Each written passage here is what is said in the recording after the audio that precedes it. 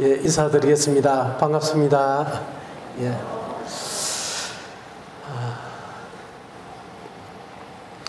오늘 저녁에는 역시 살아계신 하나님을 우리가 발견하는 그런 시간이 이제 되기를 원하고,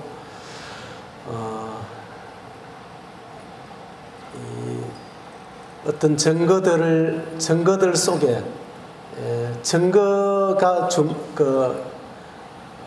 주가 아니라 이 증거를 이루게 하신 그 하나님, 역사하시는 그 하나님을 발견하는 그런 시간이 되었으면 좋겠습니다. 이 그림을 한번 보시면, 이 그림이 젊은 그 세댁으로 보이는 분 계십니까? 젊은 세댁으로 보이는 분. 예.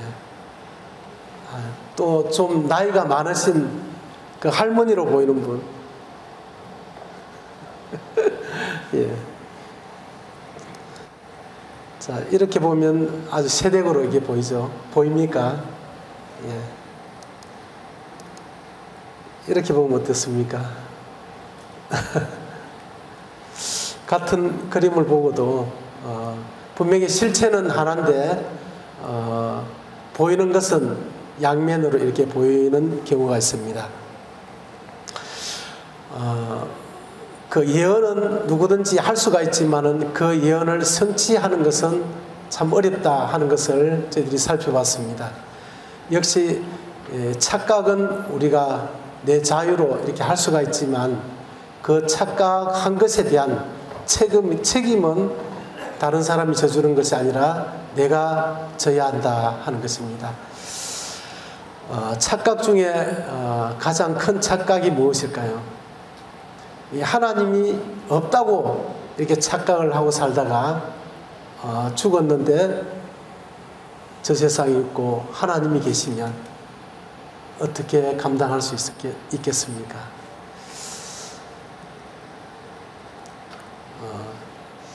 참 심각한 그런 일들이 이제 벌어질 수 있다고 이렇게 생각이 들어집니다. 이 세상에는 이 보이는 것과 보이지 않는 것이 참 많이 있는데, 우리 교회에서 이렇게 전도를 하다 보니까 한 청년이 지금 전도 하고 있는데, 그 청년이 이런 얘기를 했습니다. 이제 하나님이 계신 증거도 충분히 제가 들었고, 또 이 성경이 사실이라는 것도 내가 충분히 알겠고, 그런데 자기 마음에 뭔가 더 다른 증거들이 좀 있었으면 좋겠다. 이제 그런 얘기를 해서, 야, 참 어렵다. 그래, 네가 원하는 증거는 무엇인지 한번 얘기해 보라고.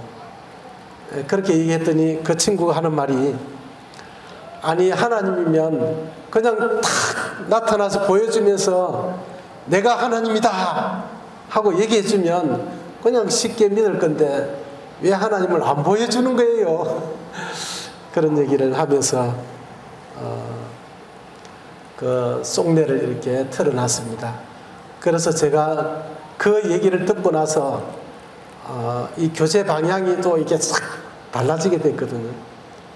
지금까지는 이 하나님이 살아계신 이런 증거들을 이제 알려주는 이런 쪽으로 가다가 그 얘기를 듣고는 이게 지금 뭔가 문제가 있구나.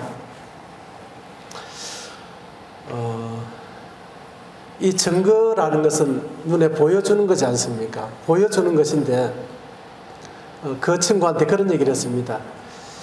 만약에 그 예수님이 이곳에 오셔가지고 니한테 그 못자국과 이런 것을 보여주면서 내가 너의 죄를 위해서 십자가에서 죽고 살아난 이 부활해서 지금 너에게 이 구원의 확신을 주려고 지금 여기 왔는데, 네가 나를 지금 이 순간 믿으면 네가 구원받는다. 그런 얘기를 해줬다면, 너는 그렇게 만약에 주님이 그렇게 해주셨다면 구원에 대해서 흔들리지 않겠느냐. 자, 이렇게 얘기했더니 그렇게 해주면 제가 흔들릴 필요가 없지요. 그런 얘기를 했습니다. 그때 제가 그 친구에게 우리가 본 것은 시간이 지나면 자꾸 그 기억력이 자꾸 옅어지고 자꾸 희미해진다. 그래서 네가 만약에 20년이나 30년 지나가지고 너에게 복음을 전해준 사람도 없어지고 또 네가 어떤 환경에 의해서 홀로 너 혼자 있게 된 어떤 이런 환경이 너에게 찾아왔을 때에 네 마음에 정말 내가 구원받은 것이 맞나? 이제 이런 의문이 들었을 때에 너는 그때 예수님을 만난 그 순간을 기억할 것이다. 그런데 그 기억이 30년, 40년이 지나도 그렇게 선명하게 기억되겠느냐? 이렇게 물어보니까 많이 희미해질 것 같은데요. 많이 희미해질 것 같은 게 아니라 많이 희미해진다. 사람은 이 기억력이 자꾸 이게 감소되잖아요. 그죠? 오늘 이제 설교를 들었는데, 뭐 일주일 후에 기억할 수 있는 그 확률이 한 10%, 20%밖에 되지 않는다고 하지 않습니까? 그 일주일 지났는데도 그 정도 없어지는데 1년, 2년, 3년, 10년, 20년, 30년, 40년 이렇게 가면 본 것은 아주 현저하게 그냥 이게 기억이 떨어져서 희미해져 버린다고 하는 겁니다. 그래서 예수님을 직접 내가 봤는데도 시간이 지나면 그 확신이 얼마나 희미해지는지 아느냐. 그래서 주님께서는 우리에게 뭔가 보이는 것으로 기적을 통해서 우리를 믿게 하는 것이 아니라 천지가 없어져도 변하지 않는 이 하나님의 이 말씀을 통해서 우리에게 믿음을 하나님은 갖기를 원하셨다. 이 성경을 믿으면 어떻게 되겠느냐? 성경 말씀을 믿고 있으면 50년, 60년, 100년이 지나도 이 성경 말씀은 전혀 희미해지지 않는다. 그리고 이 성경 말씀은 영수증과 같이 오랜 시간이 지나도 탁 펼쳐보면 그대로 확실하게 선명하게 내 마음에 확정이 될 수 있는 것이다. 그래서 우리가 구원받는 것은 성경 말씀으로 우리가 구원받는 것이다. 그래서 뭔가 다른 것을 자꾸 요구하면 그 뭔가 이게 채워지면 또 우리 마음에는 또 다른 것을 또 요구하게 되고 이것을 채우면 또 다른 것, 또 이것을 채우면 또 다른 것 이렇게 계속 요구하게 된다 하고 이제 얘기를 했더니 그 친구가 좀 알아들었어요. 그래서 다시 또 이게 새로운 마음으로 이렇게 교제를 하고 있는데 이 자리에 앉아 계신 여러분도 뭔가 이렇게 제가 증거도 보여주고 여러 가지를 하지만은 그 증거를 말씀하신 그 하나님, 성경에 기록하신 그 하나님의 약속의 말씀, 이것에 이렇게 항상 관심을 가지고 거기에 집중해서 믿음을 가지는 그런 믿음이 됐으면 좋겠습니다. 과학자들이 눈에 보이는 것과 보이지 않는 것을 이렇게 종목을 쭉 적어서 이렇게 프로를 나눠 보니까 보이는 것은 4.6% 정도, 그리고 보이지 않는 것이 95%나 되더라고 하는 겁니다. 근데 보이는 것보다 보이지 않는 것이 더 훨씬 중요하더라. 이제 그런 얘기를 했습니다. 우리 인체만 보더라도 우리 눈에 이렇게 보이는 외형적인 것도 있지만은 오히려 우리 속에서 우리의 생명을 막 지켜주고 유지해주는 이 팔을 하나 잘려도 살아갈 수가 있지만 우리 몸 속에 있는 심장 하나 없어지면 어떻게 됩니까? 살 수가 없죠. 이게 눈에 보이지 않는 이런 부분들이 훨씬 중요한 부분들이 많더라 하는 것입니다. 그런데도 사람들은 보여주면 믿겠다, 보면 믿겠다 이렇게 얘기하는데 보여주면 또 다른 것을 요구하게 돼 있습니다. 사람은. 그래서 하나님을 어떻게 믿을 수 있나, 이 증거가 어디에서 나왔느냐, 눈에 보이는 이 증거를 말씀하신 그 하나님을 우리가 이제 발견하자, 이런 의미에서 제가 이렇게 말씀을 먼저 드립니다. 창조주 하나님이 살아계신 이 증거가 그냥 눈에 보이는 어떤 고고학 발굴 그것 자체에 있는 것이 아니라 하나님이 먼저 그것을 말씀하신 것이 우리의 역사 가운데 그렇게 나타나 있다 하는 것을 생각하시면 좋겠습니다. 우리 눈에 이렇게 볼 수는 없어도 보여지는 그 자체를 통해서 하나님의 말씀을 우리가 믿을 수 있거든요. 그래서 설계된 우주의 증거 조금 이따 살펴보겠습니다. 성경에 대한 고고학적 증거, 예수님의 부활의 증거, 이 하나님이 살아계신 증거는 진짜 이 우주에 가득 차고도 넘치는데 제가 어떤 하나님을 잘 못 믿겠다는 분에게 그런 얘기를 했습니다. 나는 이 하나님이 살아계신 증거는 진짜 너무 많아가지고 어디를 가도 내가 하나님이 살아계신 증거를 네한테 제시할 수가 있는데 너는 하나님이 살아계신 것을 잘 못 믿겠다고 하니까 그러면 하나님이 없다는 증거를 네가 네 머리를 동원해서 지혜를 동원해서 한 가지만 내게 얘기해봐라.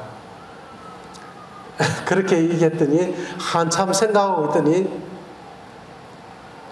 하나도 없네요. 그런 얘기를 하더라고요. 정말 하나님이 없다는 것을 말하려고 하면 어마어마한 지식이 있어야 됩니다. 예를 들어서 하나님이 없다고 말하려고 이제 한마디 하려고 하면 하나님이 없다는 것을 증명해 줘야 되잖아요. 만약에 하나님이 없다, 예를 들어서 뭐 우주에 올라가 보니까 달나라에 가니까 하나님이 안 보이더라 그런 얘기를 했는데 그러면 이 우주가 그분이 간 곳은 달나라입니다. 우리 한 은하계족이 은하계.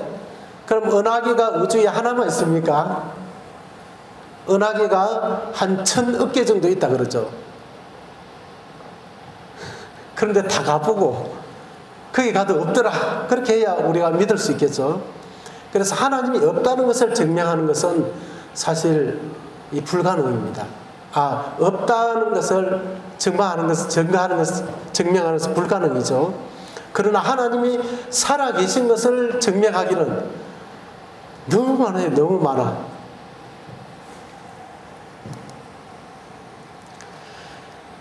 지금 이 보이는 것이 별처럼 이렇게 보이지만은 이게 별이 아니고 은하수입니다. 이 은하수 하나에 별이 1000억 개가 이렇게 모여 있는 곳입니다. 이런 게 우주에는 이 은하수가 1000억 개 정도 있다는 거예요. 그럽니다. 정말 이 상상을 이제 초월하는 좀 그런 모습인데요.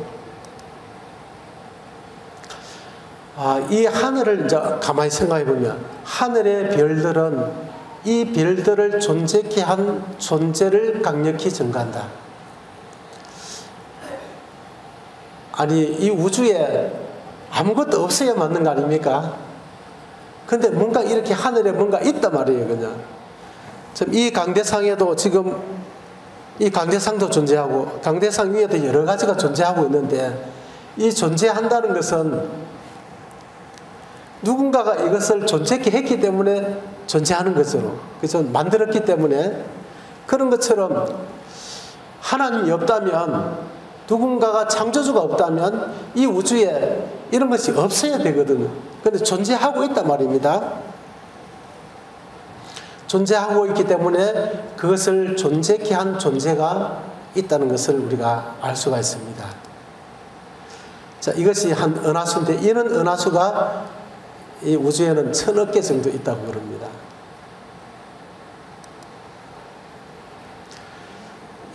비트겐슈타인이라는 사람이 이렇게 얘기했습니다. 어째서 아무것도 없는 것이 아니라 무엇인가가 존재하고 있는가? 우주가 존재한다는 것이 사실이 되기 위해서는 그 존재를 가능케 한 존재의 근거가 반드시 있어야 한다. 좀 어려운 말 같은데 사실은 간단한 말이죠. 이 강대상이 여기에 있다는 것은 이 강대상을 누군가 만들었다는 것을 우리가 보지 않아도 알 수 있다 하는 것과 똑같은 이치입니다. 창세기 1장 1절에 보면 태초에 하나님이 천지를 창조하시니라.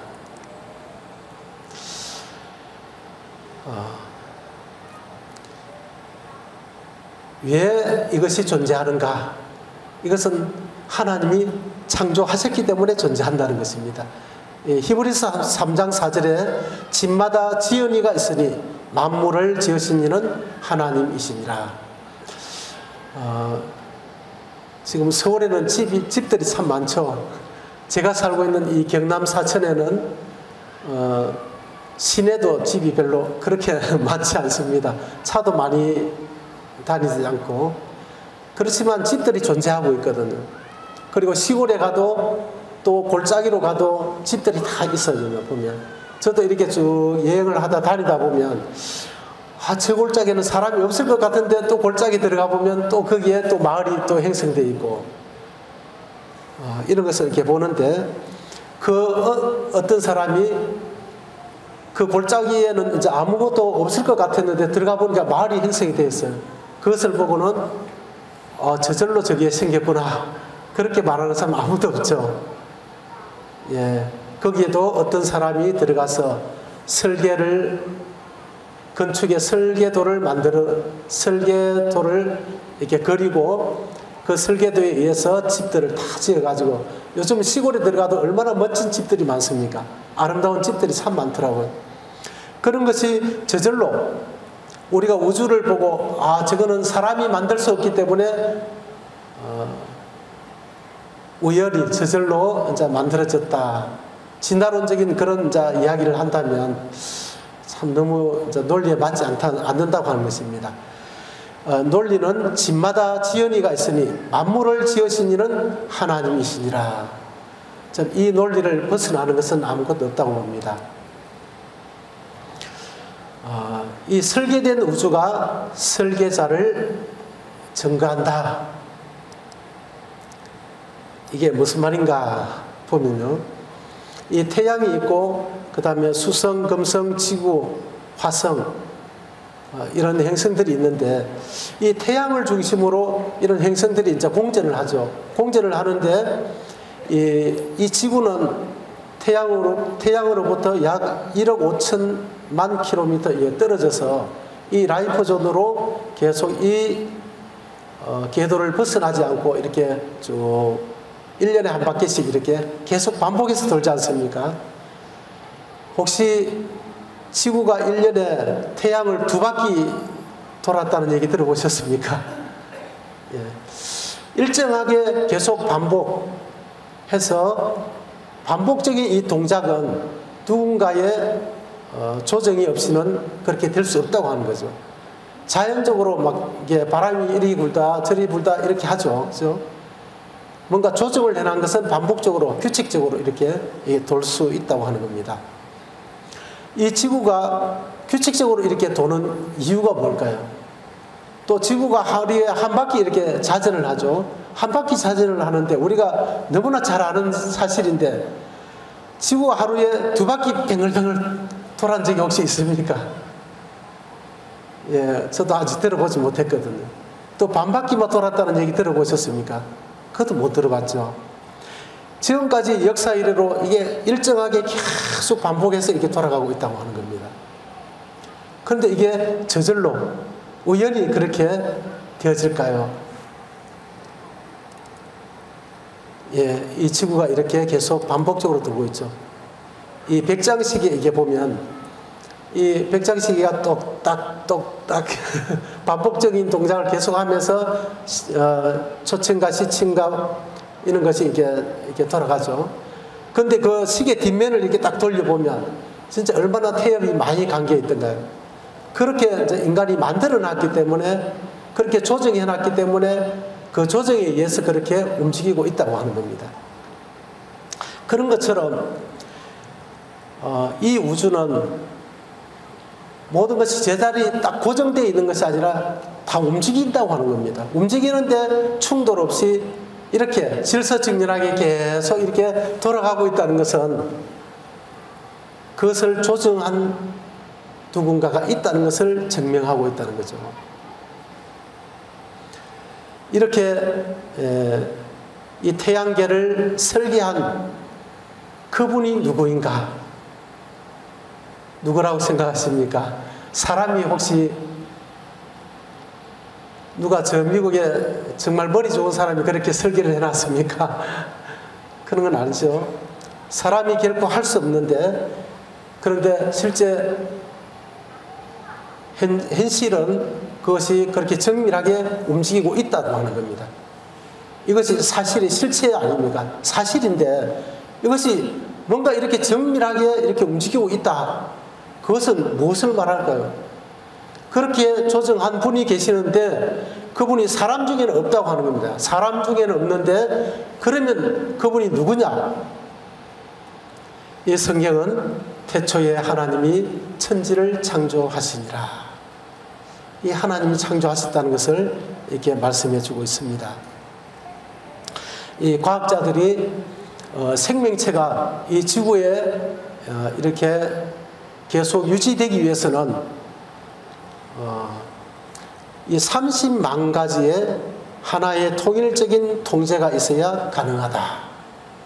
30만 가지가 일시에 탁 충족이 됐을 때에 이 지구가 계속 유지가 될 수 있다고 하는 겁니다.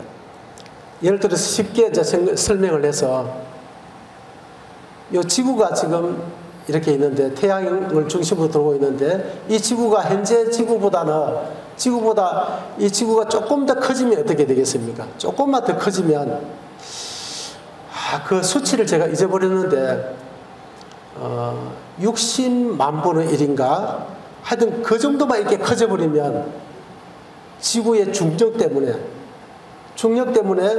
지구로 끌어당기는 이 힘 때문에 우주에 있는 그 암모니아라든지 이런 가스들이 지구로 막 이렇게 끌려 들어온다는 겁니다. 그래서 사람이 호흡을 하면 사람이 호흡을 하고 살아갈 수가 없게 된다는 거예요. 그래서 이 지구가 다시 조금만 축소되면 어떻게, 조금만 작아지면 이 중력이 또 약해지잖아요. 잡아당기는 중력이 약해지니까 이 지구를 둘러싸고 있는 이 공기층, 대기가 지구를 탁 둘러싸고 우리에게 공기를, 산소를 제공해 주는데 이게 조금만 작아지면 이 공기를 붙들 수가 없다는 거예요. 그러니까 공기가 외부로 이게 끌려가 버리기 때문에 이 공기가 없어지니까 사람이 숨을 쉴 수가 없다는 거죠. 간단하게 그 한 가지만 가도 또 현재 달이 이 지구 옆에 붙어 가지고 그 밀물과 썰물 그런 현상을 이렇게 규칙적으로 이렇게 잡아주고 또 지구의 기울기를 이렇게 잡아준다고 한대요. 그런데 이게 지구가 달이 조금만 작아지든지 커지든지 이렇게 하면 또 밀물과 썰물 현상이 너무 크거나 작아져서 또 사람이 살 수가 없다는 겁니다. 그래 그런 것을 합하니까 30만 가지가 동시에 충족이 탁 됐을 때에 이 생명체가 계속 유지가 된다고 하는 겁니다. 이것이 저절로 거기에 맞춰질 수 있겠습니까? 이 우연히 그렇게 될 수가 없다고 하는 겁니다. 이게 조금만 우리가 생각을 해보면 이것을 그렇게 조정하신 분이 누구냐? 사람이 그렇게 했습니까? 아니지 않습니까? 그러면 누굽니까? 그것을 조정해서 이 지구가 계속 유지되도록 하신 분이 누구겠습니까?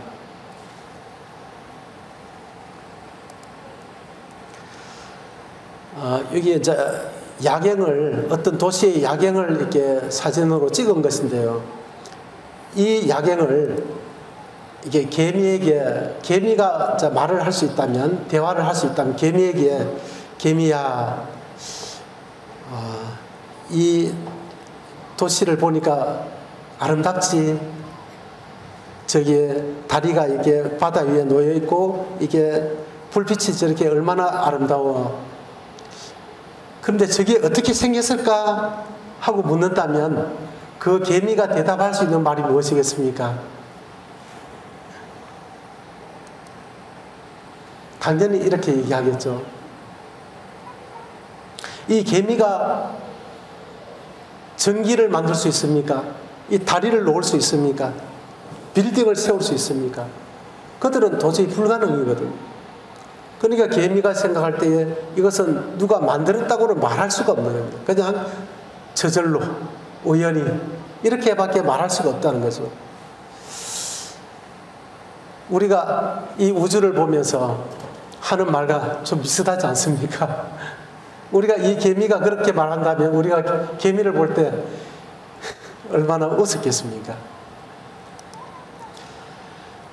이렇게 차원이 다르면 그 위에 있는 차원을 그 아래에 있는 차원은 이해를 할 수가 없다는 겁니다. 그래서 위에 있는 차원이 아래에 있는 차원에게 이렇게 계시를 해줄 때에 그 계시를 해준 만큼만 알 수가 있다는 거죠. 개미는 사람의 세계를 이해할 수가 없습니다. 사람은 창조주 하나님의 세계를, 하나님을 이해해서 믿을 수가 있는 게 아니거든요. 그래서 성경은 보면 하나님의 말씀을 믿으면 그 다음에 기적이 일어나요. 그런데 사람들은 기적을 보여주면 믿겠습니다, 이렇게 거꾸로 말하고 있는 거거든. 왕의 신하의 그 아들이 죽었을 때 주님이 내 아들이 살았다 하니까 그 말을 믿고 가다가 보니까 집에서 종이 쫓아와서 아들이 살았습니다 하는 얘기를 듣게 되거든요. 그래서 하나님의 말씀을 우리가 먼저 말씀이 어떠한가 우리가 확인하고 그 말씀을 내 마음에 받아들일 때에 그 다음에 나에게 기적이 일어나는 것이거든요. 히브리서 3장 4절 좀 같이 좀 읽어주시면 감사하겠습니다. 시작. 집마다 지은이가 있으니 만물을 지으신 이는 하나님이시니라. 저는 이 말씀을 너무 참 사랑합니다. 이 말씀을 가지고 하나님이 계신 것을 증명하기가 너무 좋아요. 그냥.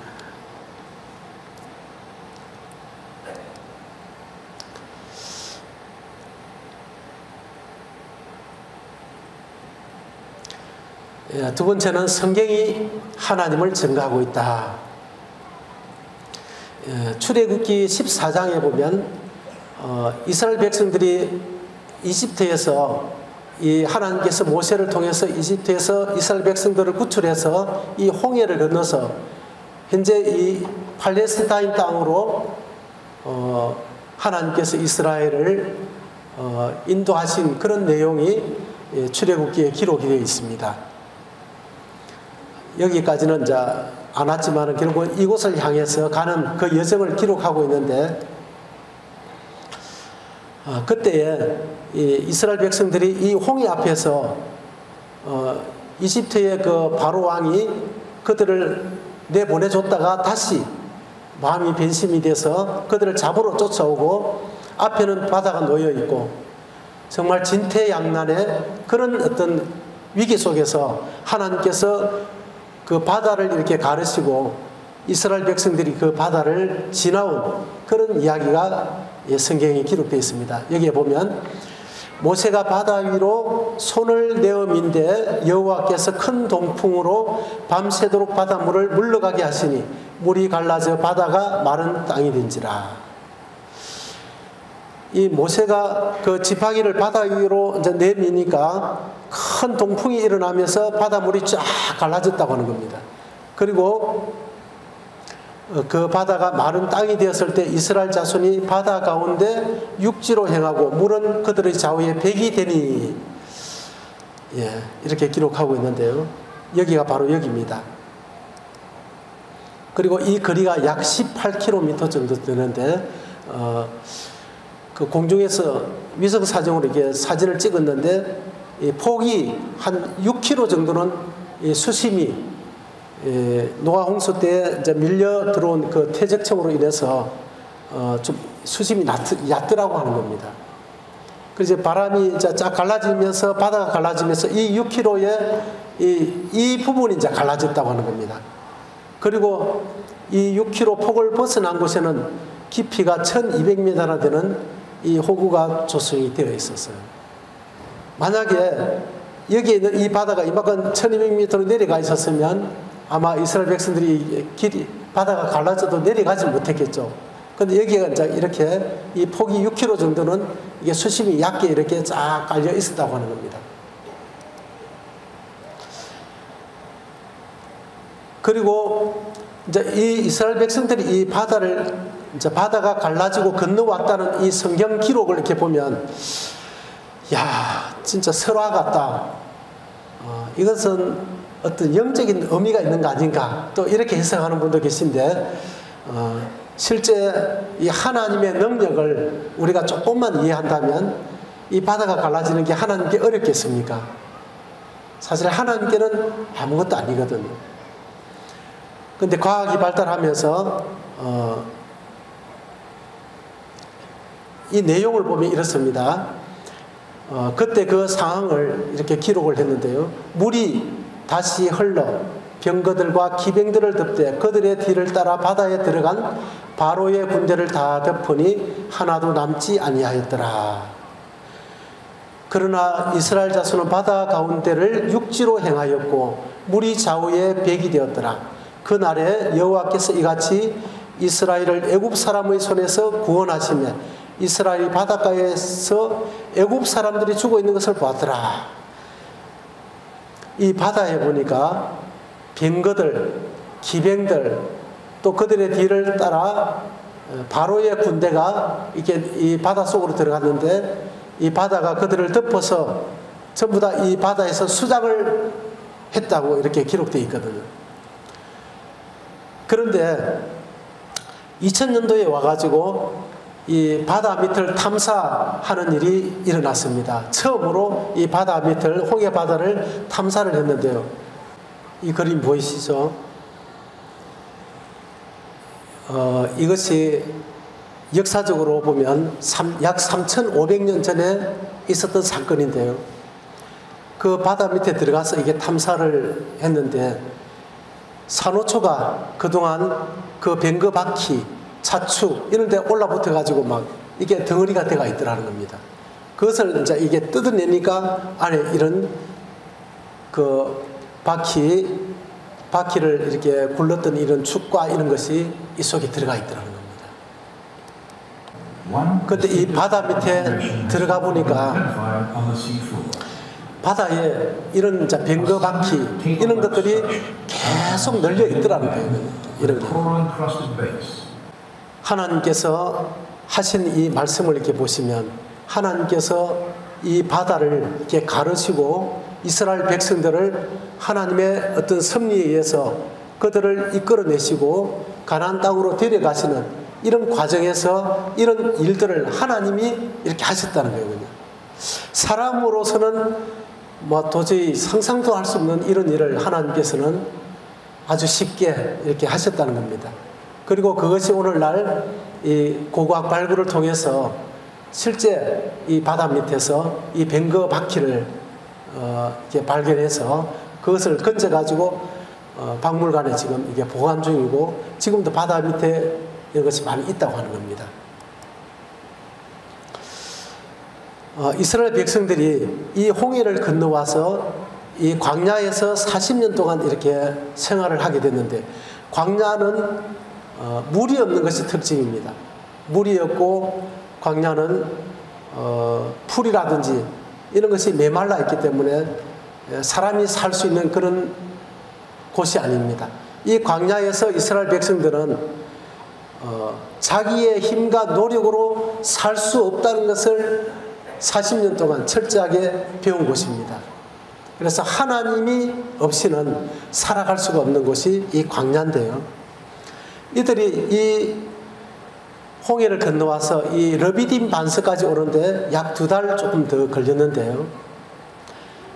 여기까지 오니까 이제 양식도 떨어지고 여러 가지 이제 떨어진 게 많습니다. 그래서 특별히 이제 이 물의 문제가 이제 발생했는데 여호와께서 그들을 사막으로 통과하게 하시던 때에 그들로 목마르지 않게 하시되 그들을 위하여 바위에서 물이 흘러나게 하시며 바위를 쪼개서 물로 솟아나게 하셨느니라.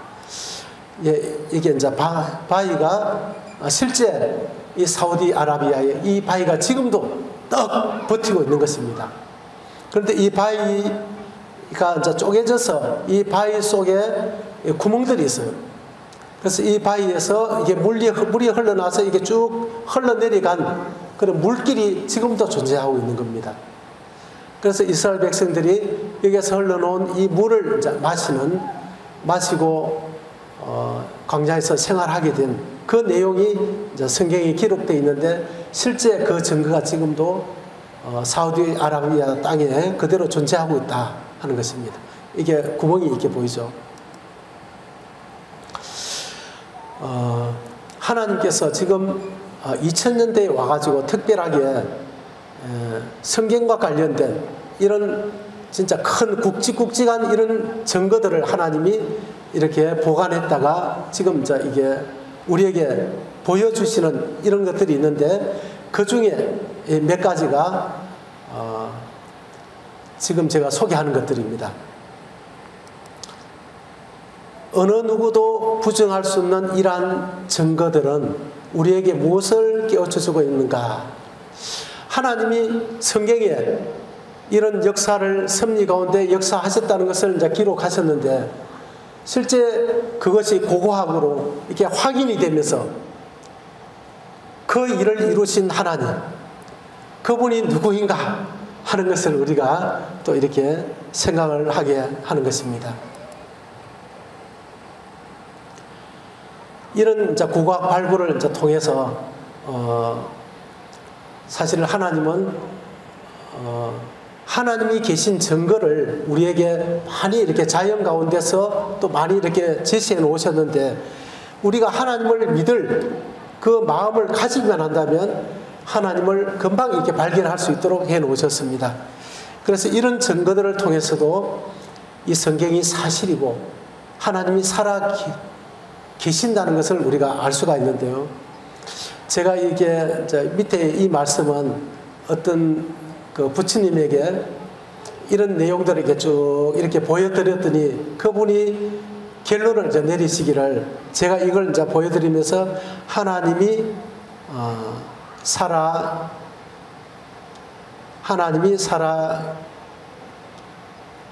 계십니다. 이렇게 적었어요. 제가 적었는데 그 부처님이 이거 좀 바꿨으면 좋겠습니다. 이렇게. 그래서 저는 좀 긴장해가지고 어떻게 바꿨으면 좋겠습니까? 물어보니까 이분이 하나님이 살아 계셨구나 라로 좀 바꿨으면 좋겠다고. 그래서 그분은 이 얘기를 쭉 듣고 나서는 하나님이 살아 계셨구나 라는 마음이 이제 들었어요. 그래서 그분이 지금은 구원을 이제 받으셔가지고 침례도 받으셨습니다. 제가 또 하나 보여드릴 것은 하나님께서 하신 일은, 하나님이 하신 일들은 다 의미를 가지고 있거든요. 그래서 하나님의 하신 일은 하나도 버릴 것이 없습니다. 또 여기 앉아 계신 여러분 가운데서 지금 내가 고난 가운데 있다면 그 고난이 싫지만은 이 고난이 장차 하나님께서 또 다른 사람을 위로하고 하나님의 영광을 위해서 뭔가 이게 꼭 사용하시더라고 하는 겁니다. 제가 지금 복음을 듣고 있는 그 어떤 청년에게 너무 오랫동안 시간이 걸리니까 하여튼 보통 사람보다 진짜 사람이 어렵더라고요. 그래서 기간이 자꾸 길어지니까 저도 마음이 초조해지면서 그분도 구원을 받지 못하니까 굉장히 마음이 이게 초급해지더라고요. 그래서 제가 주님 어떻게 하면 좋을까요? 이렇게 이제 주님 앞에 기도를 했는데 주님이 제자 훈련을 시켜라. 그래서 그 사람의 구도자에게 네가 잘 들어라. 지금은 네가 구원을 받지 못했지만은 네가 어떻게 복음을 들었는지 그것을 잘 기억해 놨다가 나중에 네가 구원받고 나면 또 네가 한테 복음을 들을 사람이 있으면 이것을 그대로 네가 따라하면 된다. 그 얘기를 해주니까 너무 제 마음이 평안하더라고요. 그래 그 친구도 야 그런 생각까지 하셨습니까? 이렇게 하면서 그 친구도 아주 편안하게 지금 복음을 듣고 있는데요. 이 소돔과 고모라를 하나님께서 이게 불로서 유황불로서 멸망을 해서 죄로 만들어서 후세에 경건치 아니할 자들에게 본을 삼으셨다 이렇게 말씀하셨거든. 한번 봅시다. 창세기 19장 24절에서 25절에 보면 여호와께서 하늘 곧 여호와께로부터 유황과 불을 소돔과 고모라에 비같이 내리사 그 성들과 온 들과 성에 거주하는 모든 백성과 땅에 난 것을 다 엎어 멸하셨더라. 이 하나님께서 이 소돔과 고모라를 유황과 불을 내려서 비같이 내려서 그 소돔과 고모라를 이렇게 멸망을 시켰는데요. 성경에 보면 몇 번 이렇게 이제 불로서 도시를 태운 게 나오고 또 성경에는 나오지 않지만은 그 폼페이 같은 경우도 이 화산 폭발로 인해서 도시가 완전히 이제 불에 탔죠. 그런데 이 이제 불에 탄 도시들의 이제 특징을 보면 특별히 도덕적으로 타락했을 때, 특별히 동성애로 이게 타락했을 때에 하나님께서 그것을 이제 불로서 이렇게 태우시는, 심판하시는 것을 이렇게 볼 수가 있는데요. 하나님께서 그때 이 세상은 물로 심판을 받았지만은 장차 그 동일한 말씀으로 불사르기 위하여 간수하신 바 되었다. 그 말씀을 들을 때 굉장히 두려운 마음이 있어요. 전 세계적으로 지금 이 동성애가 들어가지 않는 나라가 거의 없다고 하는 겁니다. 제 기억으로는 한 10년, 15년 전만 해도 이 동성애가 수면 위로 이렇게 노골적으로 이렇게 뭐 얘기를 못 했거든요. 동성애 하는 사람들은 그래 숨어서 부끄러워하고 이렇게 했는데 지금은 어떻습니까? 아예 합법화시키고 법으로 통과시키려고 하고 무섭게 유럽을 이렇게 휩쓸고 우리나라에까지 지금 이제 밀고 들어와 있지 않습니까? 이 차별금지법을 통해서 그 속에 성적 지향과 이런 것들을 이제 이게 넣어서 사실 이 동성애를 이제 통과시키려고 하는 이런 이제 움직임이 끊임없이 지금 시도되고 있거든요. 그래서 이런 동성애가 사실 노아 홍수 때에 세상의 제약이 관영했을 때에 하나님께서 이 피를 들여서 세상을 심판하셨는데 이제는 그 동일한 말씀으로 불사르기 위하여 간수하신 바 되었다. 그 말씀을 읽을 때 굉장히 두려움이 있어요. 이 세상을 이제 하나님이 불로서 태운다는 말씀이 정말 실제적으로 일어날 때가 되어가는구나 이런 생각이 들어집니다. 자, 이렇게 하나님께서 이 소돔과 고모라를 심판을 하셨는데 베드로후서 2장 6절에는 이것을 이렇게 기록하고 있습니다. 소돔과 고모라 성을 멸망하기로 정하여 죄가 되게 하사 후세에 경건하지 아니할 자들에게 본을 삼으셨으며.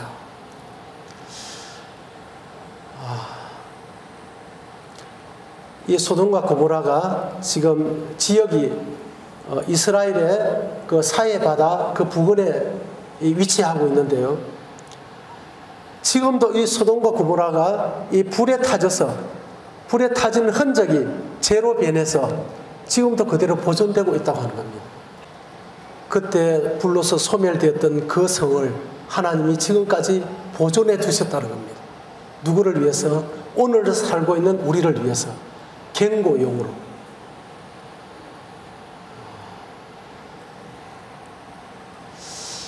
이 하나님이 없다고, 하나님을 못 믿겠다고 정말 이런 것을 보고도 그렇게 말할 수 있을까요?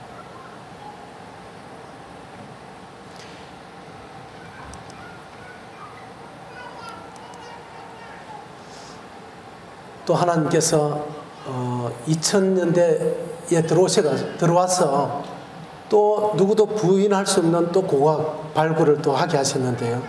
이것이 노아 방주입니다. 4500년 전에 노아가 만들었던 그 방주, 나무로 만든 그 방주가 특히 아라라산 노아의 방주 묻힌 곳, 해발 5,165m, 관광객이 붐빈다 이렇게 했는데요. 이게 이제 아라라산입니다.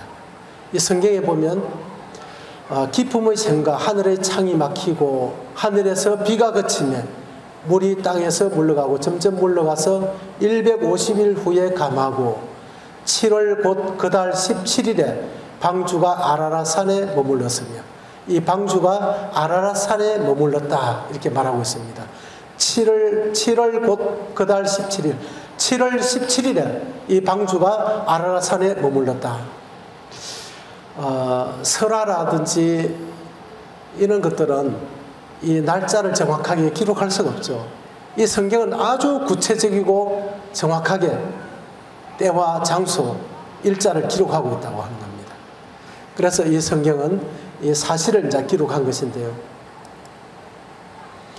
이 아라드산은 이게 터키에 이제 위치해가 있는데, 이란과 아르메니아, 소련 이런 나라들의 경계에 있기 때문에 이게 군사지역입니다. 그래서 누구나 쉽게 그냥 올라가고 싶다고 올라가는 게 아니고 허가를 받고 이렇게 해야 되거든요.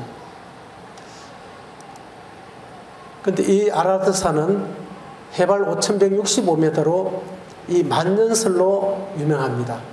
유사 이래로 한 번도 그 눈이 다 녹은 적이 없어요. 정상 부근에는 항상 눈이 덮여 있었어요. 그런데 이 고고학 연구하는 이런 분들이 그 노아 방주가 저 눈 속에 만약에 묻혀 있다면 그게 냉동으로 지금까지 어떤 형태로든지 보존이 가능하지 않겠나, 이런 가능성을 계속 가지고 있었는데, 실제로 여기에서 개인적으로 이 산에 등반해서 이 방주를 봤다는 사람 200명이 넘었습니다. 그들이 발견했다는 그 장소, 여러 가지가 거의 일치해요.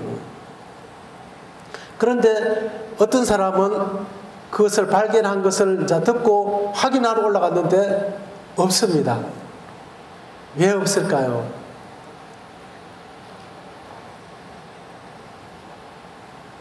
이게 굉장히 추운 지역이잖아요. 그래서 오늘은 상당히 날씨가 기온이 이제 따뜻했다가 내일은 기온이 또 내려갈 수가 있죠. 올라가면 벌써 눈이 내려가지고 그걸 녹아서 이게 형체를 드러냈다가 또 기온이 내려가면 이 눈이 덮어버리는 겁니다. 그러니까 보였다가 안 보였다가 계속 이렇게 했던 것입니다.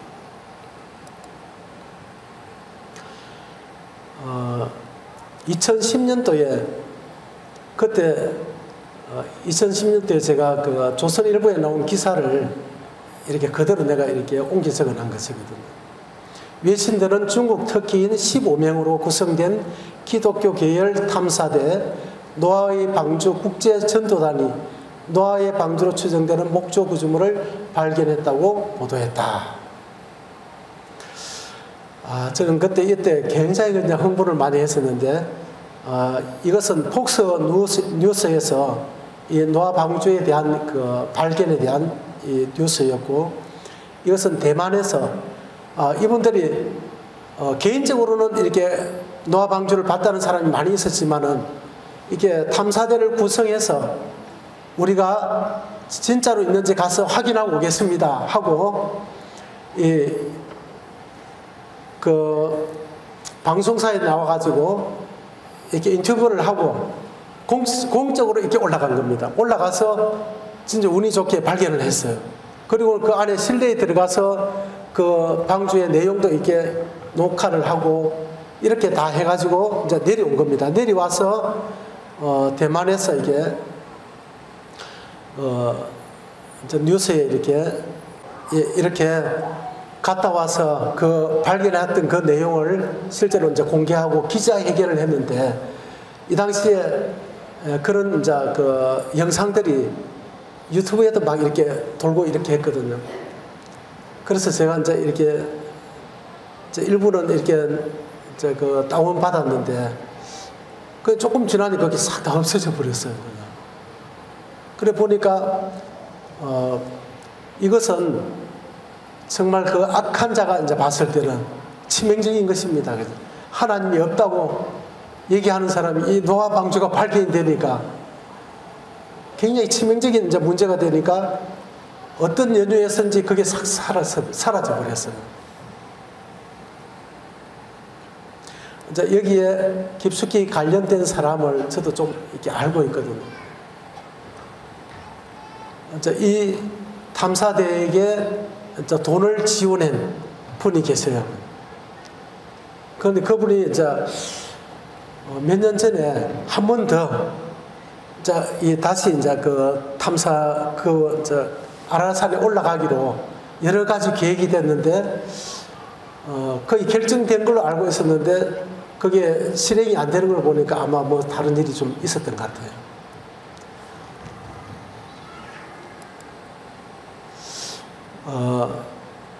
이 하나님께서 이 노아 방주, 이 방주를 하나님이 실제로 이제 준비하고 실제로 이제 이 홍수를 내리시고 그 노아를 이제 구원하셨던 그 방주를 아라라산에 머물게 하고 그 눈 속에 이렇게 파묻어서 보관을 했다가 이 시대에 이렇게 하나님 드러내신 그 목적이 무엇일까? 이것을 생각해 보면 하나님께서 이 마지막 시대에 하나님을 믿을 수 있는 이런 또 은혜를 베푸시는 것이 아닐까 이런 생각이 들었습니다. 한번 생각해 보세요. 성경에 기록된 방주의 발견, 우리에게 무엇을 보여주고 있는지. 자, 제가 이제 마지막으로 예수님이 왜 하나님이신지 이것에 대한 많은 그 성경에서 증거를 하고 있는데 그 중에 가장 강력한 증거가 지금 제가 말씀드리는 이것입니다. 저는 이 부활의 의미를 이렇게 살펴보고 제 마음에 이 확정하면서 너무 기쁨이 충만해졌거든요. 예수님의 부활이 기독교의 심장이라고 말하지 않습니까? 근데 부활이 없었다면 이 기독교는 시작이 없었어요. 이 부활 때문에 예수님이 부활했다고 이 12 제자들이 다니면서 예수님을 증거했는데 그 증거는 곧 예수님이 누구라는 겁니까? 바로 메시아 하나님이다 하는 것에 대한 유대인들에게 바로 확정이었어요. 그러니까 유대인들에게 엄청난 이 문제가 일어나게 된 겁니다. 그래서 그 사건으로 인해서 5,000명이 하루에 구원을 받고 3,000명이 구원을 받고 하는 그런 큰 역사가 이제 일어났는데 이 부활의 의미가 어떤 의미가 있는지 같이 한번 살펴보도록 하겠습니다. 우리가 4대 성인이라고 하면 공자, 소크라테스, 석가모니, 예수님을 이렇게 이제 들죠. 어떤 사람은 예수님이 역사 가운데 실제 존재했었느냐 이렇게 물어보는 분도 계시는데 정말 역사 가운데 존재할 뿐만 아니라 우리가 AD와 BC 역사를 우리가 이게 사용하고 있습니다. 그 AD는 BC라는 말은 예수님이 오신 그 해로부터 그 이전을 BC라고 말하거든요. 그래서 예수님을 기준으로 해서 예수님이 태어나신 그 해를 기준으로 해서 예수님 이전을 BC라고 말하는데 영어로 Before Christ, 그러니까 예수님 이전이다. 우리가 쓰는 BC라는 말이 그런 말입니다. 그리고 AD는 예수님이 태어나신 이 세상에 오신 그 해로부터 그 이후, 그러니까 그리스도 안의 해 이런 의미를 가지고 있는데 아노 도미니 해서 그리스도 안의 해.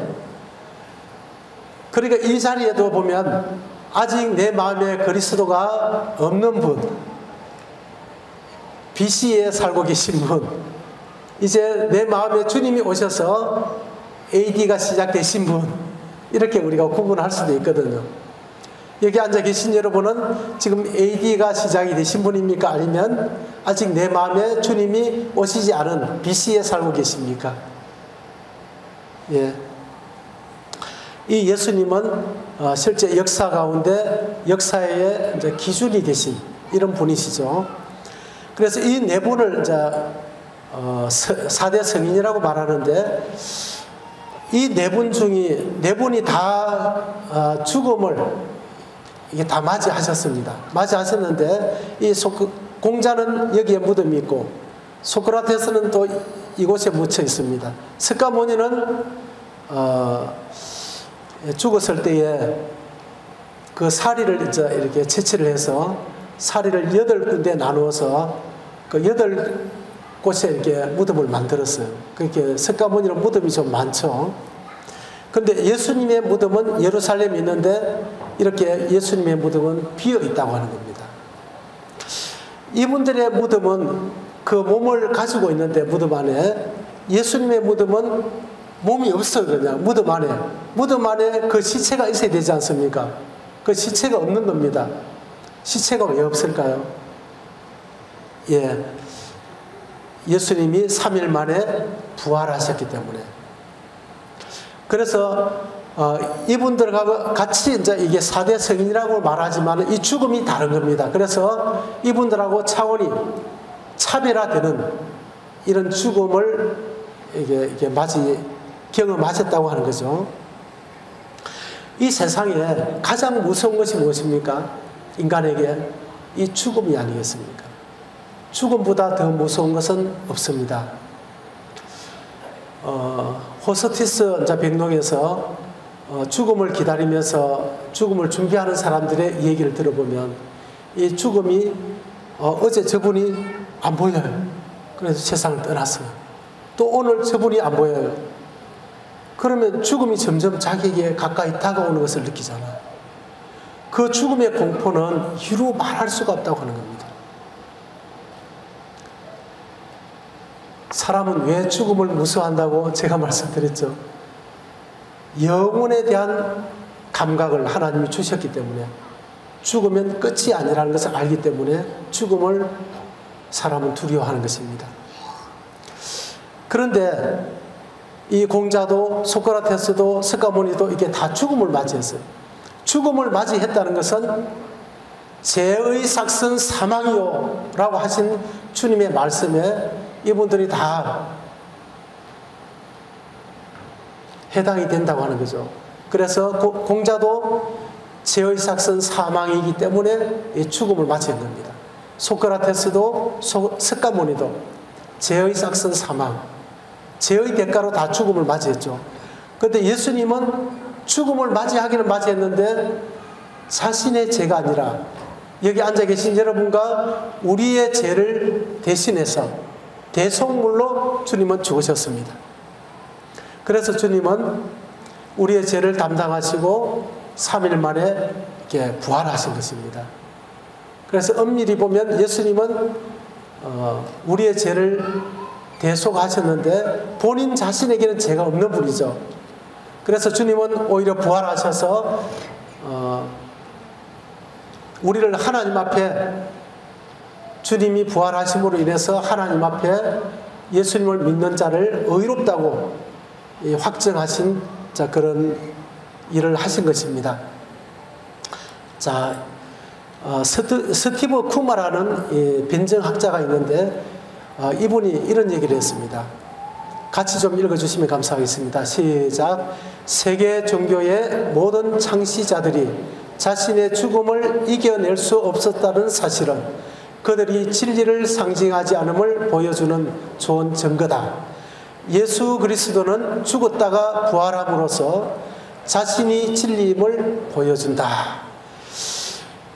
이 세상의 모든 종교 창시자들은 이 죽음을 다 맞이했다고 하는 겁니다. 그래서 지금 사이비 이런 종교들, 교주들 보면 하나같이 자기는 죽어도 살아난다고 이렇게 호언장담을 하고 있는 겁니다. 왜냐하면 죽음을 이기는 분이 하나님이기 때문에. 그래서 자기가 신이라고 주장하기 위해서는 이 죽음을 이길 수 있다, 이렇게 이제 선언을 하는데 실제로 죽어가지고 문선명이도 지금 살아날 거라고 거기에 있는 분들은 기대하고 있지만은 지금 아직 살아나지 못하고 있죠. 또 누굽니까? 여러 사람들이, 그런 사람들이 많이 있습니다. 실제 예언은 또 할 수가 있지만 그것을 성취하는 것은 어렵듯이 내가 죽어도 살아난다고 말은 할 수 있지만은 실제 죽음을 이기고 살아라는 것은 능력입니다. 능력이 없이는 이 죽음을 이길 수가 없거든. 그래서 하나님의 이 죽음을 이기고 살아난다는 것은 이 하나님의 능력이 필요하다고 하는 겁니다. 그래서 죽음을 이기고 다시 죽지 않는 몸으로 살아나는 그분은 바로 하나님인 것입니다. 이 세상에 아직도 수많은 사람들이 이 죽음을 맞이했지만 그 죽음을 이기고 살아나신 분이 있습니까? 예, 나사로도 죽었다가 살아났죠. 또 사렙다의 그 가부 아들도 살아났죠. 살아난 사람은 많이 있어요. 죽었다가 살아났는데 계속 살고 있습니까? 그들은 다시 죽음에 다 정복을 당했거든요. 그러나 주님은 다시 죽지 않는 영원 불멸의 몸으로 부활하셨다고 하는 겁니다. 그래서 주님은 참 부활을 하신 거죠. 주님이 마태복음 12장에 보면 많은 그 서기관들, 바리새인들 이분들이 예수님께 와가지고는 이 표적을 보여달라 이렇게 얘기를 했습니다. 그래서 표적을 하나 보여주면 그거 말고 또 다른 거 보여주세요. 또 보여주면 또 다른 거, 또 다른 거, 또 다른 거 계속 요구를 하는 겁니다. 그렇게 요구하는 그 마음이 사실 굉장히 악하더라고요. 그러니까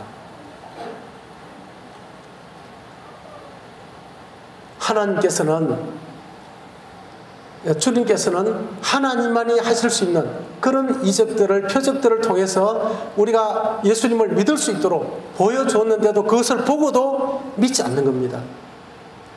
그것은 믿지 않는 것은 악한 마음이에요. 그죠? 주님께서 이런 기적을 보여주신 그것이 얼마나 큰 은혜입니까? 그런데 이 바리새인과 이 사람들은 예수님께 계속 다른 표적을 요구를 했습니다. 참 주님은 그런 걸 보면 굉장히 인격적이신 분이에요. 우리 같으면 너 같은 사람은 이제 나하고는 상관없어. 이제 나는 다른 사람을 구원할 거야. 이렇게 말할 수도 있는데 주님은 그들에게 이렇게 말했습니다. 악하고 엄난한 세대가 표적을 구하나 선지자 요나의 표적밖에는 보일 표적이 없느니라. 주님이 계속 표적을 요구하는 그 사람들에게 그래, 내가 이제는 너희들이 다른 표적을 말할 수 없는 마지막 표적을, 최후의 표적을 내가 보여주마. 참 주님은 얼마나 놀라운 분인지 모르겠습니다. 그래서 주님은 요나의 표적을 제시했습니다. 요나가 밤낮 사흘 동안 큰 물고기 뱃속에 있었던 것 같이 인자도 밤낮 사흘 동안 땅속에 있으리라. 주님이 장사 지낸 바 되어서 땅속에 들어갔다 3일 만에 다시 부활할 것을 이제 약속을 하셨습니다. 내가 이 죽음을 이기고 부활하는 그 표적을 보면 너희들이 그때는 이제 항복을 할 것이다. 이렇게 이제 말씀하신 것이죠. 이 주님은 이미 메시아로 오실 예수님은 부활할 것이 예언이 되어 있었습니다. 이는 내 영혼을 음부에 버리지 아니하시며 주의 거룩한 자로 썩음을 당하지 않게 하실 것이미로다. 이 땅에 오시는 이 하나님은 이 죽음을 이길 것을 이렇게 말하고 있습니다. 또 31절에 보면 미리 본고로 그리스도의 부활을 말하되 그가 음부에 버림이 되지 않고 그의 육신이 썩음을 당하지 아니하리라 하더니 이 예수를 하나님이 살리신지라. 우리가 다 이 일의 증인이로다.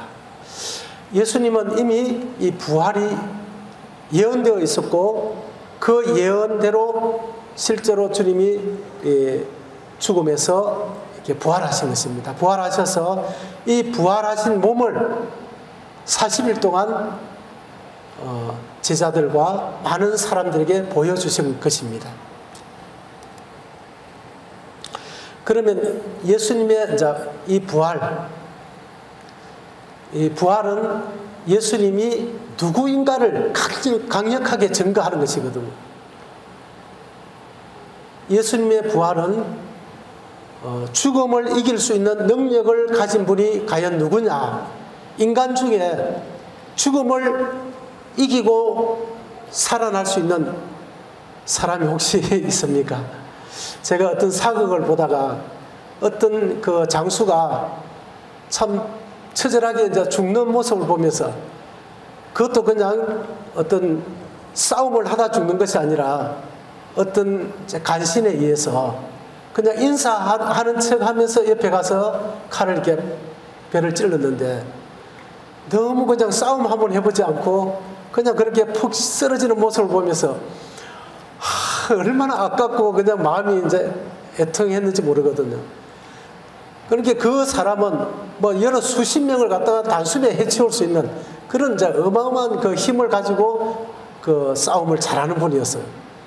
그런 장수가 자기하고 1대1로 싸우면 싸움 대상도 되지 않는 그 사람에게 힘없이 푹 찔려 죽는 모습을 보면서, 아, 저 사람이 다시 살아날 수 있으면, 저런 사람을 처단하고 정의를 세우고 얼마나 좋겠나, 이런 생각을 한 적이 있는데, 사실은 그 어떤 힘이 센 장수라 할지라도 이 죽음을 당하면 그것으로서 이제 끝이 나더라고요. 그런데 그 죽음을 이기고 살아나는 것은 바로 능력인데, 이 주님은 그 능력을 발휘하셨습니다. 로마서 1장에 보면 이렇게 기록되어 있습니다. 1장 4절에 성결의 영으로는 죽은 자들 가운데서 부활하사 능력으로 하나님의 아들로 선포되셨으니, 여기에 보면 성결의 영이라고 하는 것은 신적인 능력으로, 주님은 인성과 신성을 동시에 가지고 오셨는데 인성으로 완전한 사람이 되셔서 우리 죄를 위해서 십자가에서 죽으신 것입니다. 그리고 주님은 또 신적인 능력을 가지고 계셨기 때문에 이 죽음을 이기고 살아나신 거죠. 그래서 죽은 자들 가운데서 부활하사 능력으로, 부활하신 그 능력으로, 이제 이런 뜻이거든요. 부활하신 그 능력으로 하나님의 아들로 선포되셨으니, 하나님의 아들이라고 하는 것은 하나님으로 증명됐다, 이런 의미가 되겠습니다. 예수님이 부활하신 그 사실 자체가, 아, 예수님이 바로 하나님이구나 하는 것을 증명하셨다는 것입니다. 그래서 이 부활을 통해서 예수님이 곧 우리의 주인이시고 구주시고 왕이시다 하는 것이 이게 증명이 됐다고 하는 겁니다. 그래서 예수님은, 부활하신 예수님은 요한복음 1장에 보면 만물을 만드신, 창조하신 하나님이라고 이렇게 말하고 있어요. 그래서 예수님은 하나님이시기 때문에 만물을 지으신 창조주이시고, 창조주이기 때문에 만물의 주인입니다. 여기 앉아 계신 여러분과 저도 하나님께서 만드신 피조물이죠. 그래서 주님이 우리의 주인입니다. 그리고 그분이 우리를 다스리시는 왕이십니다. 이것을, 이 부활을 통해서 예수님이 바로 여러분과 저에게 그런 분이다 하는 것을 지금 제시하신 것이거든요. 그리고 두 번째는 좀 같이 읽어주시면 감사하겠습니다. 시작. 이를 위하여 그리스도께서 죽었다가 다시 살아나셨으니 곧 죽은 자와 산 자의 주가 되려 하심이라. 여기 보니까 주가 되기 위해서 주님이 부활하셨다 하는 것입니다. 예수님은 우리의 죄를 담당해 주실 뿐만 아니라 우리의 주인이 되어 주시기 위해서 부활하셨다는 겁니다. 애굽에서 이스라엘 백성들이 구출을 받을 때 애굽에서 어린 양의 죽음으로 심판을 면했죠. 심판을 면한 그 애굽 사람, 이스라엘 사람들이 그 애굽에 그대로 남아 있었던 게 아닙니다. 심판은 면했지만은 그들이 다시 또 구출을 받아서 이 밖으로 나와야 될 필요가 있었거든요. 그런 것처럼 예수님이 우리의 죄를 담당해 주실 뿐만 아니라 우리 마음에 들어오셔서 우리의 주인이 되셔서 우리의 삶을 책임져 주시고 우리와 동행해 주시기 위해서 주님은 우리 죄를 위해서 십자가에 죽으시고 또 부활하셔서 우리 마음에 영접되기를 원하시는 것입니다. 예, 그것은 내일 또 좀 자세히 또 말씀을 드리도록 하겠습니다. 예, 모든 사람이 믿을 만한 이게 확실한 증거를 주님이 이 부활을 통해서 우리에게 제시해 주셨다고 하는 겁니다. 사도행전 17장 31절에 보면 이는 정하신 사람으로 하여금, 이 정하신 사람이 예수님입니다. 천하를 공의로 심판할 날을 작정하시고 천하를 공의로 심판할 분이 바로 예수님이라고 하는 겁니다. 할 날을 작정하시고 이에 그를 죽은 자 가운데서 살리신 것으로, 그가 예수님이죠. 예수님을 죽은 자 가운데서 살리신 것으로 모든 사람에게 믿을 만한, 무엇을 믿을 만한 것이죠? 예수님이 온 천하를 공의로 심판하실 그 하나님이다 하는 것을 믿을 만한 증거로 주셨다, 이렇게 말씀을 하셨어요. 그래서 예수님이 부활하신 것은 기독교의 심장 중의 심장입니다. 그리고 예수님이 하나님이라는 확실한 증거입니다. 저는 이 예수님의 이제 이 부활의 이 증거를 이제 생각하면 참 어떤 사람을 만나도 예수님이 이 하나님이다 하는 것에 대한 이 확실한 그 마음에 그 담대함이 있어요.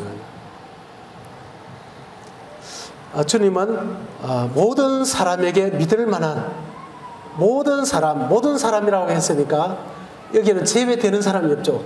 어떤 누구에게도 예수님이 하나님이라는 것을 제시해 줄 수 있는 그 증거를 하나님이 주셨는데 그것이 바로 부활이라고 하는 것입니다.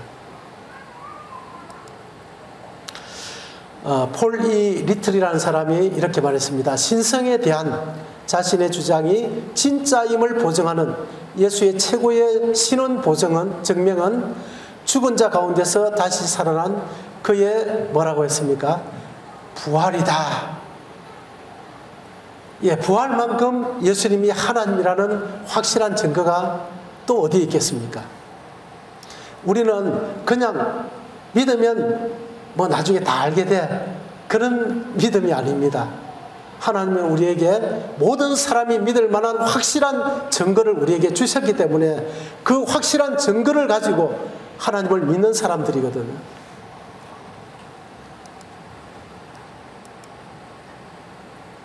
예, 이제 결론을 내리겠습니다. 보이지 않는 하나님 어떻게 믿을 수 있나? 믿을 수 있도록 하나님이 해놓으셨습니까? 애매하게 해놓으셨습니까? 예. 참 하나님은 절대 애매하게 해놓지 않았습니다. 집마다 지은 이가 있으니 만물을 지으신 이는 하나님이시니라.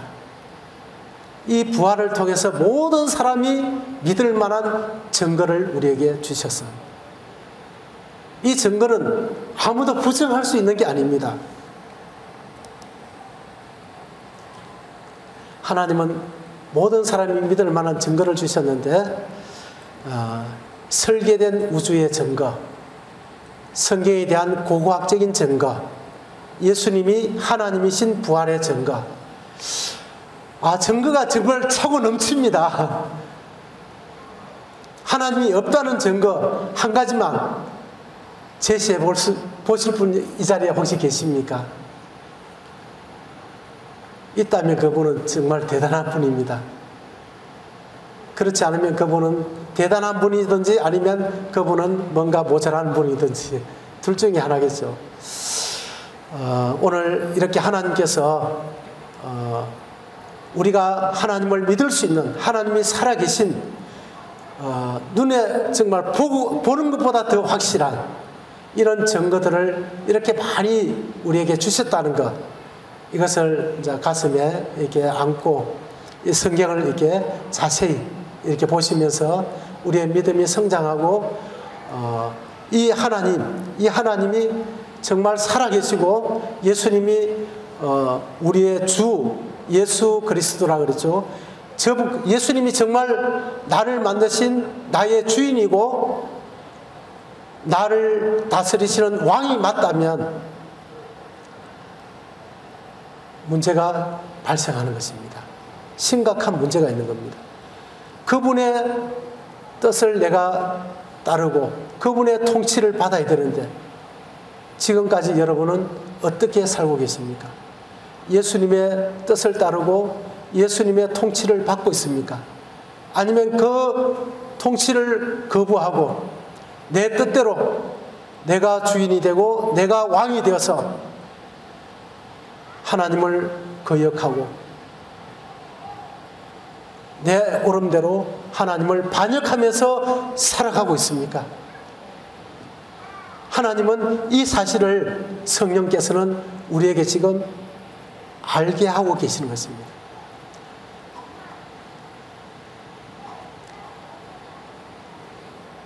내가 지금까지 내가 주인이 되어서 내가 하나님이 되어서 내가 왕이 되어서 하나님을 거역하고 대적하고 살았구나. 하나님을 반역하고 살았구나 하는 이것이 내 마음에 깨달아진다면 그분은 바로 이 캠프에서 구원을 받고 돌아가실 수 있습니다. 오늘 개인 상담을 하면서 어떤 청년이 이제 그 사실을 알고 나니까 정말 회개가 일어났습니다. 하나님, 죄송합니다. 제가 하나님을 거역하면서 살았습니다. 참 이렇게 하나님 앞에 고백하는 사람, 하나님은 그 사람을 결코 빈손으로 돌려보내지 않습니다. 그러면 기도하고 또 내일 오전과 오후에 있는 그 말씀을 또 주님께서 또 허락하셔서 이 자리에 한 분도 주님 없이 이 캠프장을 떠나는 일이 없도록 주님께서 도와주시기를 바라면서 기도하겠습니다. 하나님 아버지, 오늘 저녁에 하나님께서 우리 인생들을 사랑하심으로 아무도 멸망치 않고 다 회개하여 구원에 이르기를 원하셔서 하나님의 성령께서 이 땅에 오셔서 죄에 대해서 의에 대하여 심판에 대하여 우리를 깨닫게 하시고 하나님 앞에 내가 어떠한 죄를 가지고 심각한 그러한 상태에 있는지를 좀 알게 하시는 하나님의 사랑에 대해서 감사드립니다. 오늘 저녁 많은 증거들을 통해서 하나님이 살아계신 너무나 분명하고 확실한 그러한 증거들을 우리에게 주셔서 하나님을 믿을 수 있도록 은혜 베푸심을 감사드립니다. 이 캠프에 참석한 분들 가운데 한 분도 그냥 주님 없이 주님을 만나지 못한 채 이 캠프장을 내려가지 않도록 성령께서 강권해 주시고 지금까지 내가 이 하나님을 떠나서 내 마음의 하나님을 버리고 내가 그 하나님의 자리에 앉아서 내가 주인으로 내가 왕으로 하나님을 거역하고 대적하며 살아온 이 크고 무서운 죄를 깨닫게 하셔서 정말 마음의 성령으로 말미암는 하나님께 대한 회개가 일어날 수 있도록 은혜를 베풀어 주시기를 간절히 원합니다.